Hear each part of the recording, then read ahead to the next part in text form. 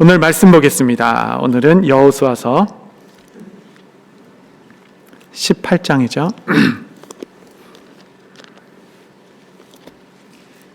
18장 1절로 10절까지 말씀. 제가 한 절씩 천천히 교독하겠습니다. 10절까지. 이스라엘 자손의 온 회중이 실로에 모여서 거기에 회막을 세웠으며 그 땅은 그들 앞에서 돌아와 정복되었더라. 그러나 이스라엘 자손 중에 그 기업의 분배를 받지 못한 자가 아직도 7지파라. 여호수아가 이스라엘 자손에게 이르되 너희가 너희 조상의 하나님 여호와께서 너희에게 주신 땅을 점령하고 가기를 어느 때까지 지체해야 하겠느냐. 너희는 각 지파에 3사람씩 선정하라. 내가 그들을 보내리니 그들은 일어나서 그 땅에 두루 다니며 그들의 기업에 따라 그 땅을 그려가지고 내게 돌아올 것이라. 그들이 그 땅을 7부분으로 나누되 유다는 남쪽 자기 지역에 있고 요셉의 족속은 북쪽에 있는 그들의 지역에 있으니 그 땅을 7부분으로 그려서 이곳을 내게 가져오라. 그러면 내가 여기서 너희를 위하여 우리 하나님 여호와 앞에서 제비를 뽑으리라. 레위 사람은 너희 중에 분깃이 없나니 여호와의 제사장 직분이 그들의 기업이 되며 갓과 르우벤과 므낫세 반 지파는 요단 저편 동쪽에서 이미 기업을 받았나니 이는 여호와의 종 모세가 그들에게 준 것이니라 하더라. 여호수아가 그 땅을 그리려 가는 사람들에게 명령하여 이르되 가서 그 땅을 두루 다니며 그것을 그려가지고 내게로 돌아오라. 내가 여기 실로의 여호와 앞에서 너희를 위하여 제비를 뽑으리라 하니 그 사람들이 가서 그 땅으로 두루 다니며 성읍들을 따라서 7부분으로 체계에 그려서 실로 진영에 들어와 여호수아에게 나오니 여호수아가 그들을 위하여 실로의 여호와 앞에서 제비를 뽑고 그가 거기서 이스라엘 자손의 분파대로 그 땅을 분배하였더라. 아멘. 여호수아서 18장까지 왔습니다. 18장은 새로운 분기점을 여는 또 하나의 시작, 작은 챕터를 여는 책입니다. 이제 그 땅을 분배하기 시작했어요. 13장부터. 그리고 5개 지파는 그 분배된 땅에 유업으로 받은 땅에 적극적으로 임하여 하나님의 유업을 취하기 시작했습니다. 그러나 약속을 알고도 움직이지 않았던 지파들이 7개 남아 있습니다. 여러분, 우리의 믿음은 정말 움직일 때 완성되는 것이 확인됩니다. 좀 이렇게 목양도 좀 하고 봉사도 좀 하시고 선교도 좀 하시고 전도도 좀 하시고 그 주일학교로 다음 세대 말씀도 좀 가르치시고 1:1 양육도 하시고 또 여러 세미나 배움도 좀 배우시고 이렇게 움직일 때 우리의 믿음은 그냥 붕 떠 있는 생각으로 있는 것이 아니라 우리의 삶에 다 이렇게 임하기 시작합니다. 믿음은 움직일 때 완성되는 것입니다. 그러나 그 7지파는 움직이지 않았어요. 5개 지파들이 분배된 땅에 따라 열심히 정복 전쟁을 시작하는 그때에도 가만히 머물며 어떻게 그래도 오겠으니까 무슨 땅이라도 있겠지, 다 끝나면 어디 좀 주겠지, 이런 생각이었지 모르겠지만 머물러 있었습니다. 여호수아는 그런 행동을 이렇게 좀 나무라져. 그러니까 그 행동이 결코 이렇게 믿음의 기다림과는 좀 동떨어진 행동이었다라고 할 수 있겠습니다. 3절 보시면 여호수아가 이스라엘 자손에게 이르되 너희가 너희 조상의 하나님 여호와께서 너희에게 주신 땅을 점령하러 가기를 어느 때까지 지체하겠느냐.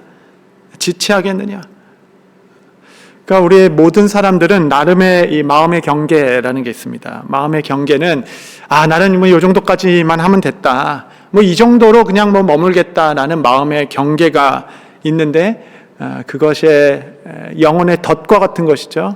안주와 나태, 영적 게으름, 하나님께서 주신 약속이 있음에도 불구하고 움직이지 하지 않는 것, 이러한 경계들에 언제까지 그 안에만 있겠느냐. 깨치고 나와라. 이런 도전을 주는 겁니다. 이 도전을 주기 위해서 여호수아가 했던 그 18장 1절에 나오는 이 행동이 사실은 아주 대단한 겁니다. 1절에 보면 여호수아 자손 온 회중이 실로에 모여서 거기 회막을 세웠으며 그 땅은 그들 앞에서 돌아와 정복되었더라. 실로에 회막을 세웠다. 이게 새로운 삶의 지평을 여는, 역사의 지평을 여는 하나의 상징적 행위였어요. 그 전에 이들의 베이스 캠프 회막은 길갈에 있었습니다. 길갈은 여리고성 옆에 있었죠. 여리고성은 요단강 건너 처음 하나님의 그 권능으로 여호수아가 그 여리고성을 무너뜨린 그 옆에 요단강을 건넜다 해서 12돌을 갖고 와가지고 탁 세우고 거기서 할례를 행한 이런 영적 유산이 풍성한 장소가 길갈이었습니다. 여러분, 길갈은 알다시피 요단강 바로 건너 있기 때문에 이 전체 가나안 땅을 중심으로 보면 너무 동쪽으로 치우쳐 있는, 그러니까 지금 이 대한민국으로 따지면 저기 강원도 쪽에 너무 나라의 오른쪽으로 치우쳐 있기 때문에 가나안 땅 전체의 중심이 될 수 없는 지리적 요건을 갖고 있었죠.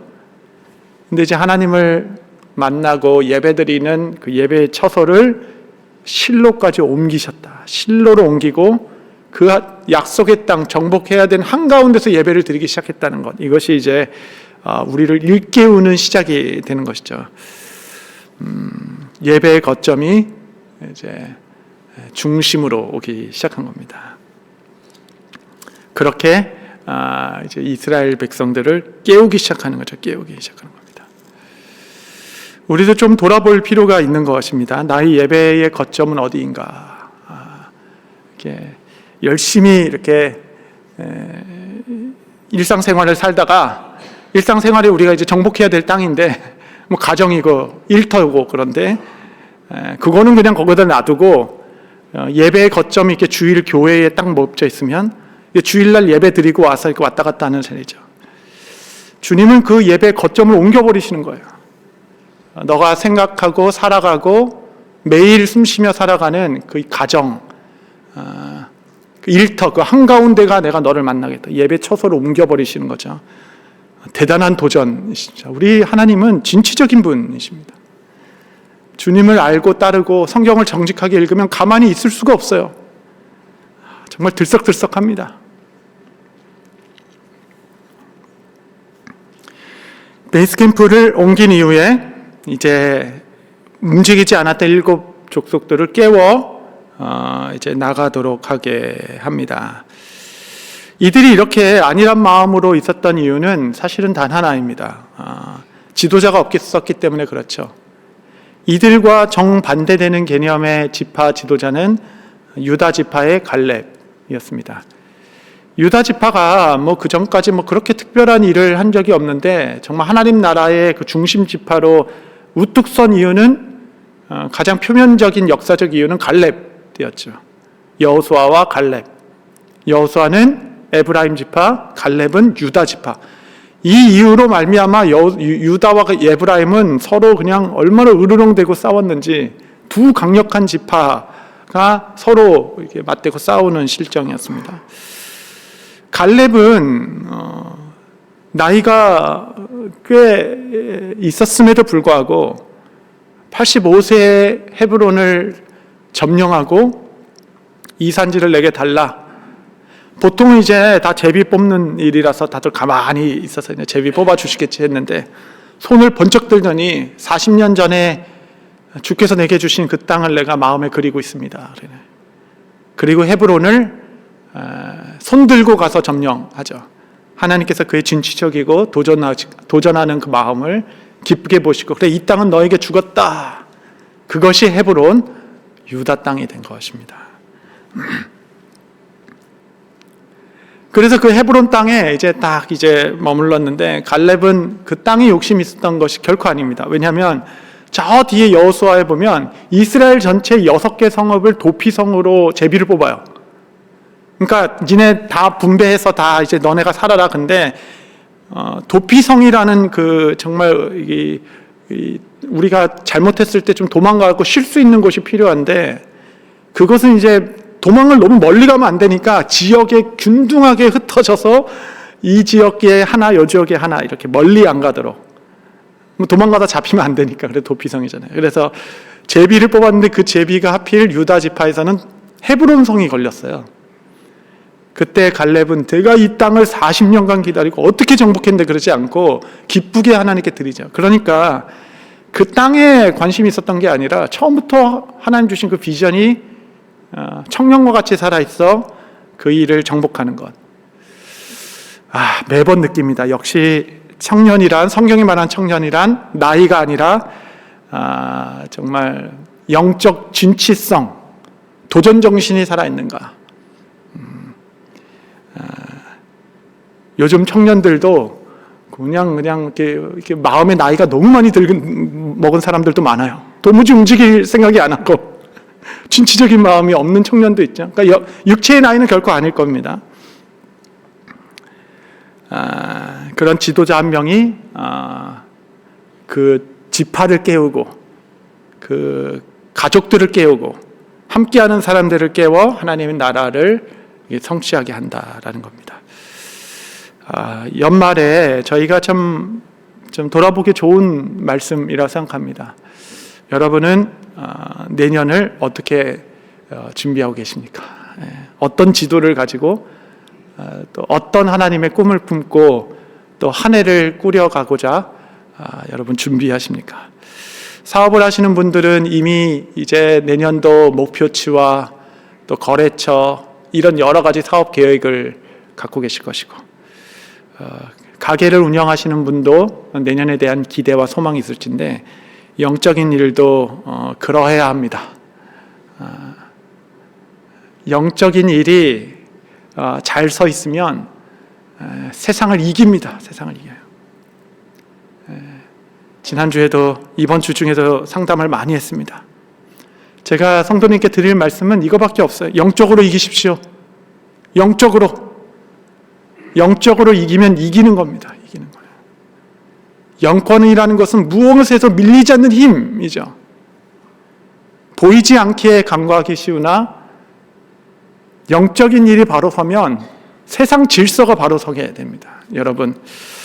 여러분의 2026년의 영적 지도는 무엇인가? 혹시 이런 7지파인 것처럼 그냥 이렇게 주어지겠지, 그냥 교회에서 하라는 거 하면 되겠지, 그것도 좋은데, 우리 가정은요, 교회는 그렇다고 치고 여러분들이 가정의 영적 지도자들이신데 우리 가정의 앞으로의 2026년은 무엇을 꿈꾸고 어떤 그림을 갖고 있는가. 그래서 이제 4절에 보니까 너희는 각 지파에 3사람씩 선정해라 하고, 4절에 보니까 그들은 일어나서, 그렇죠? Rise up, 일어나라. 두루 다녀라. Go around, 두루 다니라. 그리고 그리라 라고 합니다. 그리라. Draw 하는 거, draw. Rise up, 일어나십시오. 두루 다니십시오. 가만히 있지 마십시오. 좀 보세요. 하나님께서 뭘 하고 계신지. 그 필드를 보십시오. 라고 얘기하며 draw, 그리는 겁니다. 구체적으로. 지금이야 처음 가는 분, 저도 지금 조카가 하나 저희 집에 와 있는데 맨하탄을 저보다 잘 알아요. 오자마자 버스 타고 그냥 막 다니는 거예요. 이제 맨하탄이 눈에 그려진대요. 매일 다니다 보니까 너무 그냥 그래도 여기 20년 있었는데 저보다도 훨씬 더 잘 알아요. 그러니까 이제는 맵도 있고 그래서 뭐가 어디 붙어 있는지 다 알게 되는데 3,000년 전에 무슨 이런 게 있겠어요. 어디가 골짜기인지 어디가 높은 산인지 마을은 어디까지 있는지 전쟁을 해야 되는데 도대체 음식 보급은 언제 할 것이며 우물은 어디 있으며 도대체 우리가 무엇을 있는지도 모르는 막연한 그 막연함이 우리 가운데 이제 두려움으로 오게 되죠. 구체적으로 그려라, 기록하라, 써보아라, 마음으로 그려라 라고 얘기하는 겁니다. 그려줄 수도 있죠. 해서 다 줄 수도 있습니다. 그러나 움직이지 않는 7지파에게 3사람의 지도자를 다시 세우게 하고 그들로 하여금 그 지형을 눈으로 보고 마음으로 기리면서 오도록 사명을 주고 보내고 보게 하고 서게 하고, 여러분이 여호수아의 일이 바로 교회의 일입니다. 성도들을 계속 세우고 계속 보내고 보게 하고 마음에 그리게 하는 것. 분명 여호수아는 소망이 있었을 겁니다. 기도가 있었을 거예요. 그것은 아마도 뭐 몇십 년 전인지는 정확히 모르겠지만 예전에 광야 청년일 때에 가데스 바네아 12 정탐꾼으로 이 땅을 보아 마음속에 그렸던 그 그림, 가데스 바네 넘어서 안악자송의 그 큰 땅의 지형을 그려왔잖아요. 마음에. 그때를 기억했을 것이에요. 그것을 보았을 때 그들의 마음이 두근대기 시작했습니다. 갈렙과 여호수아는 그래, 이 땅이다. 그래, 여기서 전쟁을 치르면 되겠구나. 그래, 이것은 하나님의 영역이야 라고 마음속에 그 승리의 지도를 수십 번 되뇌고 그랬겠죠. 그게 비전이 되고 소망이 되어서 또 다음 세대에게 그 기회를 주고 이제 두루 다녀라, 마음껏 해라, 그림을 다 그려와라, 이렇게 열어주는 겁니다. 열어주는 것. 그래서 그들이 딱 이제 그림을 그려왔죠. 그리고 딱 와가지고 이제 하는 것은 이제 제비를 뽑아 땅을 분배하는 겁니다. 이 제비를 뽑는다라는 것이 정말 이제 이 제비를 뽑기 때문에 일어나는 그 지파 간의 갈등이 대단했습니다. 정말 1장부터 12장까지는 칼로 전쟁을 했다면 13장부터 이제 마지막까지는 이런 정치적 전쟁이었죠. 힘싸움. 내가 뭐 이 정도밖에 안 되는데 나는 이 땅을 주냐. 뭐 이런 건데, 이거 한 지파 한 지파 보면 정말 기가 막힙니다. 이게 너무 재밌어요, 사실은. 뭐 이게 아주 즐거운 이야기입니다. 이거 하나하나 볼 때마다 베냐민 지파 같은 마음도 있고, 내 안에 스불론 지파 같은 마음도 있고, 아셀 지파 같은 마음도 있고, 이런 것들이 우리 마음에 막 이렇게 건드려져요. 어쨌든 이렇게 하나님의 뜻에 따라 제비를 뽑아서 땅을 분배하기 시작하는 겁니다. 한 가지만 보면 이런 거죠. 우리 18장 11절에 제가 읽겠습니다. 베냐민 자손 지파를 위하여 그들의 가족대로 제비를 뽑으니 그 제비 뽑은 땅의 경계는 유다 자손과 요셉 자손의 중간이라. 이게 베냐민 지파, 여러분 뭐 지파 잘 아시죠? 보시면 유다 지파 남쪽에 크게 이렇게 헤브론 중심으로 땅, 그 유다와 이 지면을 덮고 이 경계를 맞닿고 있는 바로 위에가 에브라임 지파입니다. 에브라임 지파. 유다와 에브라임은 서로 진짜 으르렁거려가지고 그냥 반은 나라를 동간 그냥 해버리잖아요. 그 유다와 에브라임 지파가 붙어 있는 그 경계에 이게 샌드위치처럼 베냐민 지파가 껴 있습니다. 여러분들 이게 그림 그려지시죠? 유다와 에브라임 중간에 마치 이 경계와 같이, 38선과 같이 베냐민이 그 껴 있는 거예요.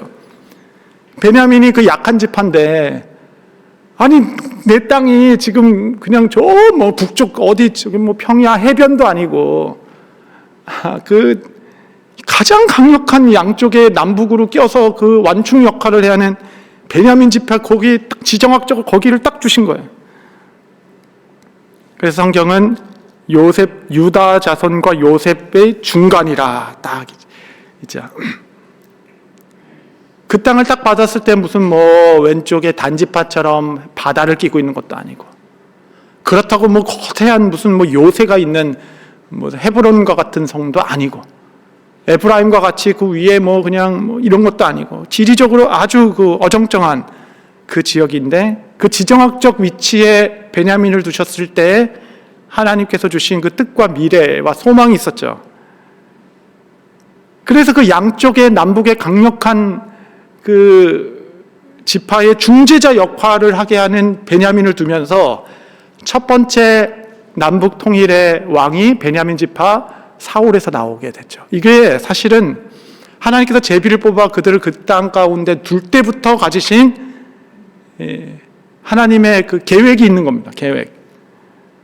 거기서 설 왕이 나오기 시작하여서 남북을 아우를 수 있는 그러한 지정학적 위치를 가지고 거기서 초대 왕이 나오기까지, 그러니까 하나님께서 아무 생각 없이, 아무 계획 없이 여러분들을 지금 맨하탄이 내려다 보이는 이 뉴저지 이곳에 두게 하신 것이 아니죠. 우리의 이 교회의 지정학적 위치는 비전을 품고 있는 겁니다.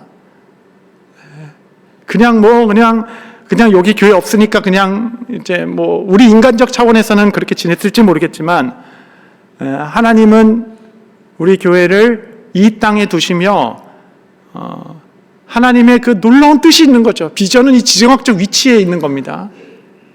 과연 우리 교회는 이 위치에서 해야 할 사명이 무엇인가를 생각하게 되는 거죠. 그래서 베냐민은 이제 가운데 꼈기 때문에 나중에 이제 남북으로 갈라질 때 베냐민은 선택했어야 됐습니다. 유다 쪽으로 붙어야 될 것인가, 에브라임 쪽으로 붙어야 될 것인가. 그런데 이제 베냐민은 유다 쪽으로 붙게 되죠. 그래서 2개의 지파와 10개의 지파로 나뉘게 된 겁니다. 어떤 교수님은 베냐민은 도망가다 잡혔다 그런 것도 있는데, 여러분, 우리에게 주신 이 지정학적 위치에 대한 하나님의 부르심과 뜻을 깨달아 가야 합니다. 내가 이때 왜 이곳에 하나님께서 자리를 잡게 하시고 뿌리를 내리게 하시고 살게 하셨는가? 왜 이곳에서 하나님을 섬기게 하게 하셨는가? 하나님께서 이곳에 우리를 두신, 이 교회를 두신, 여러분의 가정을 두신 이유는 무엇인가? 왜 우리가 이곳에서 우리의 자녀들을 키웠으며, 우리 자녀들은 정말 크로스 컬처에 훈련이 되어 있고 언어에 자유로우며 또 무엇보다 힘이 있고 힘이 있는 자들, 영광스러운 스불론과 같이 힘이 있었던 자들, 이 자녀들을 통하여 하나님의 나라는 어떻게 뻗어나갈 것인가? 정말 우리 다음 세대에 주신 그 고결하고 아름다운 것들을 어떻게 더 하나님 나라를 위하여 힘차게 설 수 있을 것인가? 한국에 있는 교회들도 선교를 힘있게 할 수 있지만, 이 미국에 있는, 특별히 우리 지역에 있는 교회들이 또 선교를 힘있게 할 수 있죠. 다른 쪽으로. 우리가 더 집중하고 해야 할 일들은 무엇인가? 여러분, 저는 이 연말을 맞이하는 여러분의 삶에 여러분의 영적 지도가 있게 되기를 바랍니다. 앞으로 3주는 충분한 시간이 될 것이에요.